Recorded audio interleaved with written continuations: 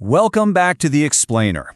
Okay, today we're tackling a notoriously tricky kitchen challenge, making truly soft, flexible, gluten-free flatbreads. Now, if you've ever wrestled with gluten-free flours, you know they can be, well, incredibly stubborn, right? But our source material today, a really fantastic guide from Tulsi's Vegan Kitchen, actually gives us a foolproof formula that's going to completely transform how you approach millet chapatis. I mean, let's just acknowledge the universal frustration here. You mix up your dough, you go to roll it out, and bam! It instantly starts cracking and crumbling into this dry, sad mess. It is so disheartening. But what if I told you that you don't have to settle for rigid, cardboard-like flatbreads anymore? Today, we've got a super simple trick to give you perfectly soft millet roti every single time. Seriously, without fail. Okay, let's dive into this roadmap for mastering the recipe. We'll be hitting 1. The soft millet secret. 2. Mixing with boiling water. 3. Kneading and shaping techniques. 4. Cooking for maximum softness. And finally, 5. Serving and health benefits. Starting off with Section 1, the soft millet secret. What's honestly beautiful here is just the absolute simplicity of what you need. You don't need a pantry full of weird binders or artificial gums, none of that. Just 4 basic ingredients. 1 cup of millet flour, and ragi, jowar, or bajra will all work perfectly, exactly 1 cup of water, 1/8 of a teaspoon of salt, and 2 teaspoons of vegetable oil. That's the whole shebang. Less is truly more here. Moving right along to Section 2, mixing with boiling water. Now, this is where we transition from just gathering ingredients to the actual underlying science of the recipe. So the crucial point is the heat.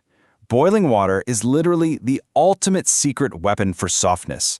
You're not just wetting the flour, you're fundamentally changing how it absorbs that moisture.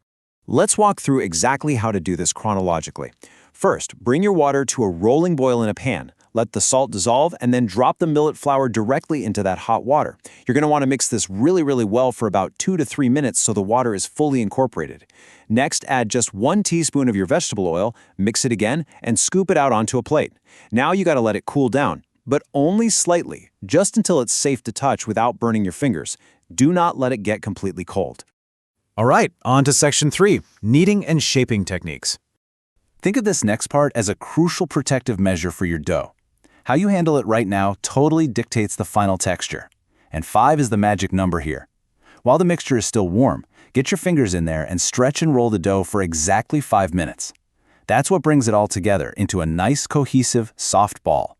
And this brilliantly illustrates exactly what's at stake. Look at the difference. If your dough is soft, it's flexible, it rolls out like a dream, and it holds together perfectly. But if that millet dough is dry, oh man, it'll crack the second you press a rolling pin to it. Getting the hydration right and doing that warm kneading is what literally saves you from a dry, crumbly disaster. Once your dough is perfectly soft and unified, you've got to protect it. Just coat the whole ball with another teaspoon of oil. This stops the outside from drying out. Pop it in a bowl, cover it up securely, and let it rest for about 10 minutes. After that 10-minute breather, we break the shaping down into a few micro-actions. From that single cup of flour, you're going to pinch off and make 5 small balls. Dust your board with a little extra millet flour, give the dough a press, and roll it out gently. Oh, and here's a really clever trick from our source. If you want them perfectly round, just take a lid or a round cutter, press it over the rolled dough, and pull away the uneven edges. Boom, a perfect circle every time.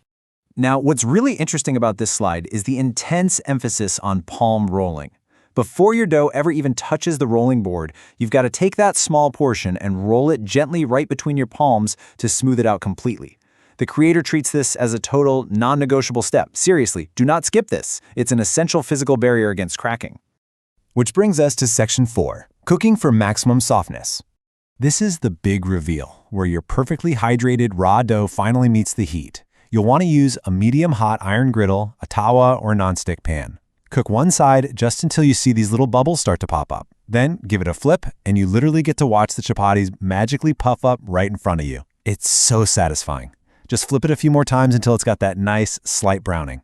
While it's in the pan, keep this final tip in mind.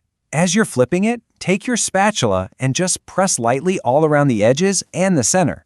This makes sure it cooks evenly across the whole surface, and more importantly, it helps lock in all that moisture so the chapati stays perfectly soft. And finally, Section 5, serving and health benefits.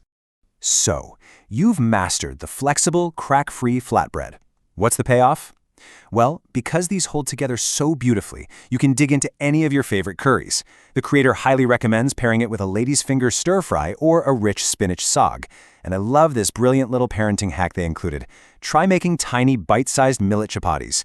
It's just a really fun, approachable way to get kids excited about eating them. Let's move to amakamo and see how this builds into an incredible dietary powerhouse. Look at these benefits. It is 100% wheat-free and gluten-free, and it's widely considered an excellent diabetic-friendly option. On top of that, millet is incredibly filling. Because it genuinely satisfies your hunger, you naturally eat smaller portions, making these chapatis an amazing tool for healthy weight management. We've unlocked the secret of boiling water, the exact 5-minute kneading rule, and that crucial palm rolling technique to banish cracks for good. So now that you're armed with the foolproof formula, I want to leave you with the exact question our source posed today. When you head into your kitchen to try this, which millet are you going to prefer for your chapati? Will it be ragi, jowar, or bajra?